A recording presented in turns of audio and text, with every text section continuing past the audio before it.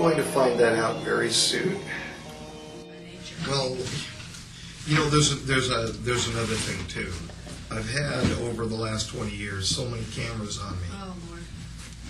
I'm at the point where it's okay. Well, that's another good. camera. Yeah, so you're actually cool with it. Well, that's nice. I've had cameras in extremely invasive that can be done to me anymore. This is exactly what I was thinking about. It is? Nightshade presents Dr. Burish blamed for La Quinta fire. Oh, lovely. George Knapp here. Oh, Reporting from lovely. La Quinta. Right. Yeah. Beautiful. Okay, I'm very pleased to be with Dan Burish. There, And, I just introduced myself. Well, actually, I would like you to sort of give a brief introduction, who you are and what you're known for. Maybe what I'm you'd known like to be known for? Aside from cantankerous activities and disobeying certain authority structures. No, well, I'm a microbiologist, a retired one now, but continuing somewhat the practice involved in a very unusual project called Lotus.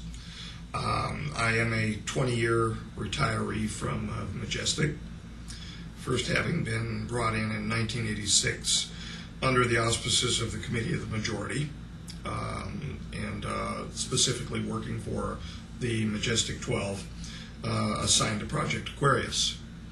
I suppose I'm more known for meeting a J-Rod and working at S4. Aside from that, I don't really know what I'm known for, aside from irritating a bunch of people on the web that don't want to hear about me. Okay, so you worked for Majestic, and you were basically, I mean, in brief, and I know there's a really long history Right, as the to Lotus how was you an ended. accessory project. It wasn't, it was funded because everything that I was doing at the time was being funded ultimately by them. But it was an accessory project. It wasn't something of a critical nature for the Majestic, or as I believed for a long time. However, the principle of the Lotus ultimately ended up being a rather earth-shaking item for the participants at the T9 conference a couple of years ago. What is the T9 conference? During the course of speaking with extraterrestrials and our interactions with them from the 1950s onward, there have been a series of treaties established between we and they meaning a future human intelligence, time travelers. And there have been as a consequence of our relationship with them, there have been more than one treaty system in place. During the last of one of those treaty negotiation and signing times, I had the privilege of being in the presence of the negotiators at the conference, which was held in the state of New Mexico. And there were how many aliens present at that time? There were 2, 4, 6, and a few in the strollers behind the curtains. So we had A few in I'm sorry, what was that reference? They're unable to cope for long periods of time in our atmosphere, in our present atmosphere. They've adapted, if you will, to the atmospheres of their particular future timeline, and as a consequence, coming here would be oppressive to them, existing in our standard temperature and our pressure. So they have been provided unique sealed off pressurized systems that they would be moved around in by their attendants, basically on a Segway type transport system, where you can push it and it will actually move forward, very easily maneuverable. I see. So that's what you meant by stroller Right. system. Right. Okay. And so they were encapsulated in their strollers in their positions as negotiators for their time. And Are you saying that these aliens that were present at this conference that happened, this year, last year? A couple years ago. In which they discussed, I'm assuming it was between the Lotus. 2003 and 4. I'm sorry? Between 2003 and 2004. Okay, and they discussed the Lotus project It was brought up, and in fact, as part of the negotiations, the People's 45,000 group of J-Rods wanted the codes for the Lotus Principle added into the treaty negotiations so that they could use it in their own attempts to ameliorate their particular neuropathies. Wow. So They they wanted saw to the use it. value. They saw the value right away. They saw a potential value for it, and they wanted to use it for that purpose. It was my argument that it should not be used for a particular purpose, that this is moreover part of a natural system which has been put in place by whatever God that one would want to deign as being the creator of the universe, as part of a natural system and not to be controllable by humankind.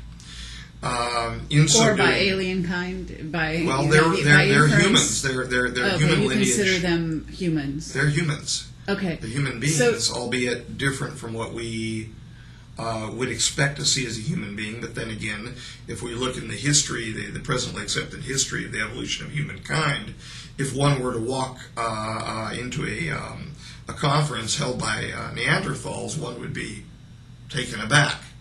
Well, in the same way, one may be taken aback by walking into a conference with these gentlemen. Okay. So you've got two kinds of aliens, and people that are watching this, some people may have no idea about the T2, two timelines. Probably not. And we actually had three kinds of extraterrestrials, human lineage extraterrestrials present. Two kinds of P plus 45,000 years from now, if we were to translate over to timeline 2. Difficult subjects, aren't they? Two representatives from that time, two representatives from P plus 52,000 years ahead, J-Rods, both of which generally have the anatomical configuration of what would be in ufology called grays, gray aliens, and two representatives from P plus 52,000 Orions, who would generally, I guess, in ufological circles, I guess one could say, would be called Nordics or Tals. Okay. Who actually look more human-like but have larger eyes, very blue eyes, blondish hair, etc. I see. And, okay, well, of course I've got many questions on this score. So do I. But, and for people listening, we would also like to know, were there any reptilians present? No, not per se. Okay. What I've come to understand, and it's generally held, I think I could say it's generally held within our society, that the notion of a reptilian is a misnomer. And I'm not saying that to apply a negative connotation to the stories that individuals have brought forward, probably mostly forthrightly. But that when you view or observe what would be called a gray, what I would call a J-Rod, the particular ruddy configuration of their skin, the changes of the sudoriferous glandular structure of their skin, can make them appear during exacerbations of the illness very reptilian in appearance, and also possibly praying mantis type in appearance. They're also suffering from a cocaine-like syndrome, which makes them lurch forward, so they appear very praying mantis-like. So I think that possibly many of the accounts which have forthrightly come from individuals whom have actually been abducted by the P-45s have maybe been interpreted as being reptilian in appearance because of their skin structure. But they're not really reptiles.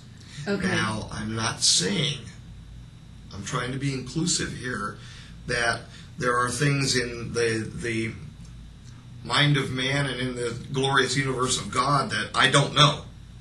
That there's a possibility that individuals have encountered alien species not to my reference. Given the fact, I've had to accept the fact that there are human beings that many years ahead of us on another timeline coexisting in reality.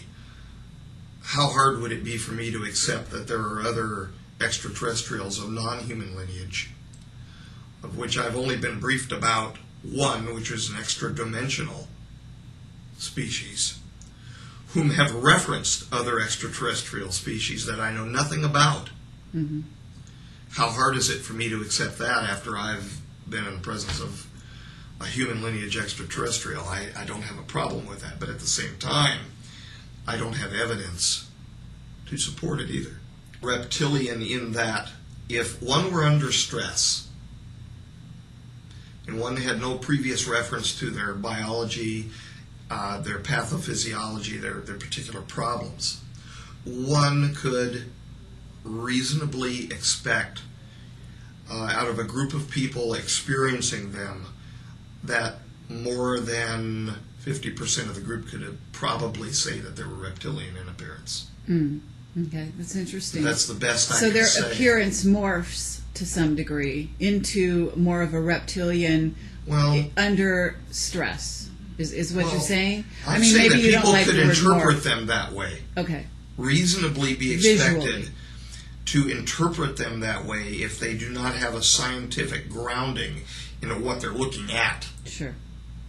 I'm trying to be inclusive of reports of individuals that have no reason to have come forward and say things that they've said for other than the fact that they've experienced something. I'm trying to understand, or maybe help people to understand why they may have interpreted as well. Sure. These things in this way. However, they may have actually come into contact with something which was fully reptilian in appearance. I don't know. I haven't. Exactly. I'm trying to be honest and at the same time tell people, because apparently it's happened to me, that it's okay. That apparently that they were what's happened. abducted and that it's happened. Okay. That they're not Apparently, crazy what too. has happened to you? Well, in 1973, I was playing in a park in Southern California in Mayboyer Park, and this is going to probably come out in one or more of the versions of the debriefing with me. I was playing baseball with my grandpa in the park, and I was having him throw me a ball so I could catch it over my shoulder. I was trying to run away at the same time that he would throw the ball so I could try to catch the ball like Willie Mays' famous catches. During one of these throws of the ball, I remember looking up toward the sun because it was high in the sky at the time. It was summertime, and glancing away because the sun was blinding me, looking down toward the grass, which was very bright green at the time, and then seeing a flash where the grass appeared to turn black. I appeared, from my perspective, I was covered in a shadow. The shadow reminded me of a triangular bat kite that I had played with my grandfather over the riverbed nearby. And that's the way I basically was able to describe it at the time. I was, 9? I was 9 at the time. Then I remember a flash. Immediately, there's a disjoint memory of this. It's not contiguous. Where I saw my grandfather sitting over by a tree, several yards away from me. And the sun had clearly moved in its aspect to me, so time had clearly passed. The earth had moved and time had passed. At least several hours had passed. He was very shook up. I ran over to him, asked him what happened, and he didn't want to talk about it. He said, "You're okay now, you're okay now," and he wanted to go home. So he walked me home immediately over the overpass over Del Amo Boulevard, and we went home. This precipitated a major domestic upset between my grandparents and my mom and dad. Ultimately, this domestic upset resulted in my grandparents moving out. And around that same time, I was having unusual dreams. And in the dream, I would wake up. Do I think that there were probably dreams now? No. But I would wake up and I would walk from my bedroom through the restroom, which connected between my bedroom and a small laundry area that went to a doorway off the north side of our house. And to the right of that laundry area, there was a closet. That's the closet where my grandpa used to put his work jacket and his work boots. He worked at Gaffers and Sattlers as an enamel dipper, dipping pieces in enamel for manually for things like appliances, stoves, etc. And he would come home every day just covered in enamel dots all over his jacket and his boots. And I would open the door to that closet, and that's all I can remember from the dream. Mm-hmm. But I knew that I was meeting somebody called Harry. He was a little friend.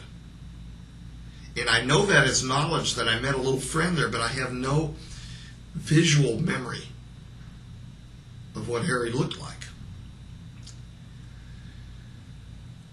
It was finally, because I finally told my mom and dad about it, and it was finally rationalized away that because I was still watching Sesame Street at the time, that was Oscar the Grouch. And that's the way my mom put it. She said, "You're thinking about Oscar the Grouch because he looks furry and hairy." And from that time on, as the dreams continued, I then remember seeing Oscar the Grouch in my dream, but not in the closet, in the restroom, or past the restroom. But I remember just seeing a picture of Oscar the Grouch, so I felt very calm about it. After that, I accepted it as a boy. So so you were abducted in something that you don't remember the details of. Is that the actual experience once? Yeah, I told you what the actual memory of it from my boyhood. That is it. Now I remember possibly, and I'm not sure over the years whether this was confabulation or not, because I was a boy at the time. I think I remember seeing a tall person, like if you take a movie frame, like one frame, like a flash of a still picture, mm-hmm. like an iconic memory almost, of a tall person standing next to him at the tree. Next to your grandpa. My grandpa, yeah. Okay. And he refused until the day he passed to discuss what happened. He would become extremely agitated. And John and Dodie for certain, who had many conversations with him, and maybe even John would... this is your father and mother you're talking about. They're my mom and dad that I grew up with. Now, I've learned certain things about my family since then that are really neither here nor there, having to do with who was actually biological father and biological mother and things like that. But they were my mom and dad. They're my mom and dad. I mean, they're the mom and dad that I remember growing up with, and I... But they are not MJ1. No. Okay, but no. And MJ1, somehow this abduction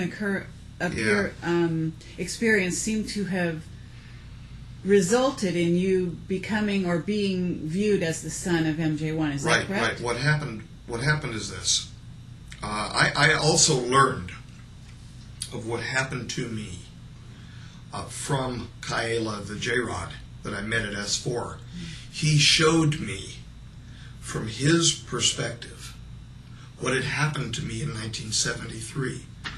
I saw myself being pulled by my chest upward off the surface of the park. I saw my grandfather going like this and basically panicking, crying, because he wasn't able. My grandpa was very protective of me, and he wasn't able to protect me. And now I understand, God bless him, why he was so upset. The one person in his whole life that he knew that he would protect, that he loved that much to protect, he couldn't at that moment. And I understand why he was so upset. But the J-Rod showed me what happened to me, that I was picked up and that I was laid down on a table in some sort of a craft. And that this craft was a generally chevron-shaped, almost triangular shaped craft. And I was laid down next to a series of young people, one of which was in fact the son of the former MJ1. Something went wrong during the course of my time on board the craft when samples were being taken of me for their studies. And the son of the former MJ1 died. During that time, they put some sort of equipment on me. It almost looked like EEG type, a neural net, if you will, of receivers, probes, electrodes, if you will, on me. And they were trying to save, desperately trying to save, and I could see the movement of the J-rods around this other boy. And I know what he looked like and all of that, because I was seeing it through the eyes of Kyla. They were trying to save him, and he ultimately passed. During that time, apparently they were trying with whatever technology that they employ to save the boy by storing him.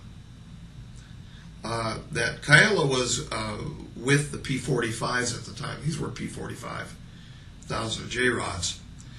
And they looked at us, and they look at us as no more than containers or cylinders, almost like beakers full of material, of electromagnetic material. And so they were trying to store his energy, if you will. Right. Marcia suggested the word vessels. Right. They were trying to store him for a while, I guess, in me.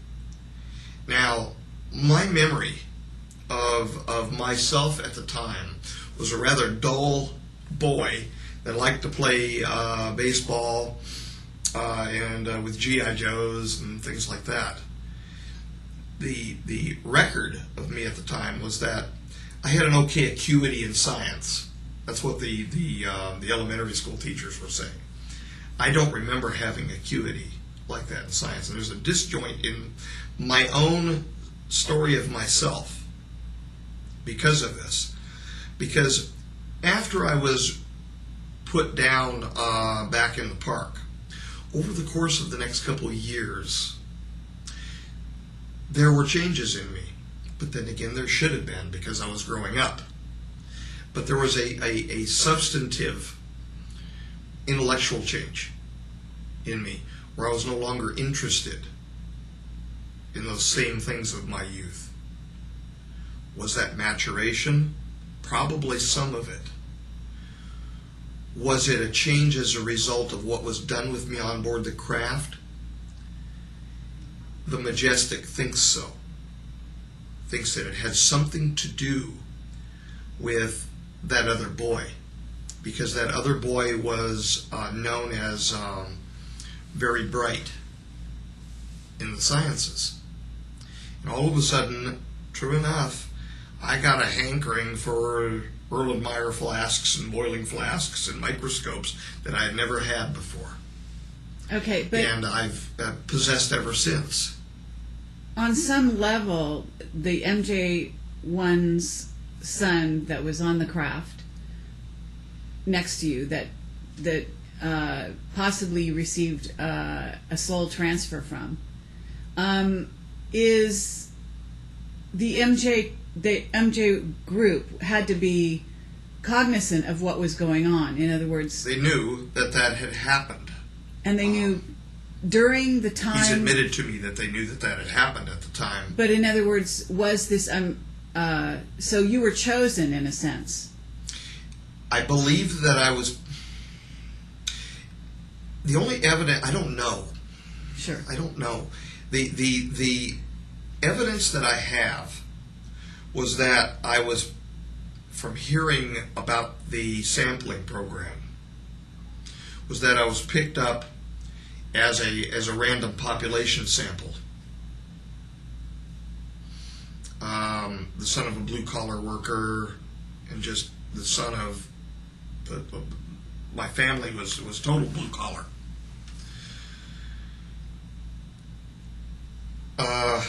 But there are a lot of coincidences that suggest that people were moved into a place to later teach me that happened before 1973. Can I put my finger on that and say, oh yeah, they knew what was going to happen to me and that I was going to be picked up? I can't say that because I wouldn't be honest. But I get the feeling as though, Marcia has held up 2 letters to me, LG, for Looking Glass. Oh, She I knows see. more. I see.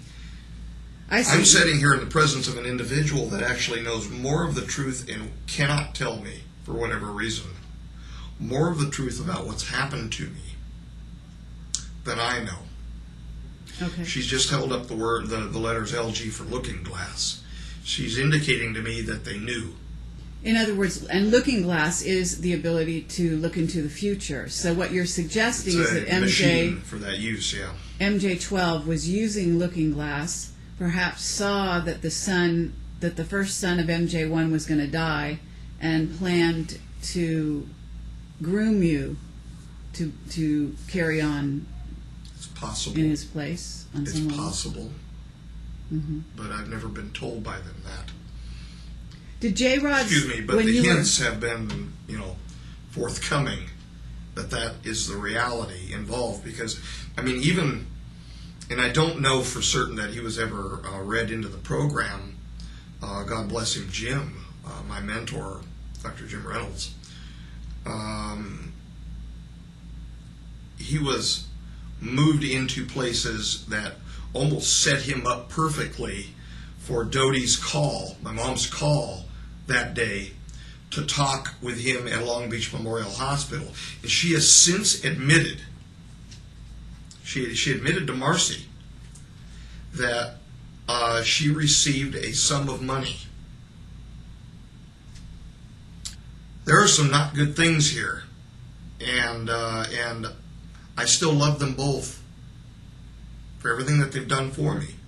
But yet, there's an incompatibility now because I'm still the 8 or 9-year-old boy in their eyes that they're willing to try to take sovereignty away from. It produces an incompatibility in the relationship. What we're trying to find out, though, is how did you hook up with MJ1 after that? Well, the first time that I saw him was at the back of the meeting room at the George C. Page Museum when I was a member of the Los Angeles Microscopical Society. How old were you? 13, 14. So it was a few years after. It was a few years after I started becoming really interested in all of the beakers and the microscopes and things like that, where I was introduced to Jim Reynolds at Long Beach Memorial Medical Center. Jim Reynolds then introduced my mom and myself to John DeHaas, who was then an associate professor of protozoology, as I understand, at the University of Southern California. He was also the head of DeHaas Optical, a microscope salesman, who then put me in contact with the Los Angeles Microscopical Society at the George C. Page Museum, with whom he was associated as a member, as a senior member, in fact, at the time. During the course of my association with the LA Micro Society, I saw the former MJ1 walk in the back doorway. I sat at the back right of the room, which was where my spot kind of was. And I noticed him just standing back there, and he kind of just blended in with the crowd that was kind of coming and going. And he looked at me, and I looked at him because I noticed he was laying a little too long of a gaze on me. And I was paranoid as it was. I was scared to death just being around these bright people. These were accomplished scientists. Zane Price was one of them, who was the head of the Electron Micro Lab at UCLA. I mean, these were accomplished people. And I noticed he laid this gaze on me from the back of the room, and he took his lighter, and he opened, it was a Zippo lighter, and it had a United States Navy SEAL on it. And he just popped it and lit it, and closed it up, and walked out the back door. I had no idea who this dude was. Scared to ask anybody because I didn't want to look stupid. You know, I was a geeky teen. Later on, I find out that he just wanted to introduce himself to me early on. He wanted to see where I was in my life at the time. Now, of course, the association was already established because of the son Michael and all of that business from 73. This was like 1975, 76, right in that general time frame. So, okay. So that's my first forward. meeting with him, but I didn't really meet with him at the time. He showed himself to me. I understand. And you have since developed a relationship with him such that there is affection there, and he does consider you his son. He treats me very son-like, yes. Okay. But would you also say that it's his, he regards you as his son literally, or he must be conscious of the shift or the transfer that took place. He knows what happened on board. We've had long discussions about this. Okay. In fact, during we had an entire night discussion about it one night. You know, I'm trying to do the right things by everybody, and that's the only reason why. To be honest, I mean, my debriefing must come out to the public to the extent that the authentic message, the truthful message of what I've seen, comes out. And that concerns the extraterrestrial issue. But the rest of it, my losing my knees out at Mayboyer Park and falling at the base of the tree where my grandpa was, that's not required. But for people to know that it's not bullshit,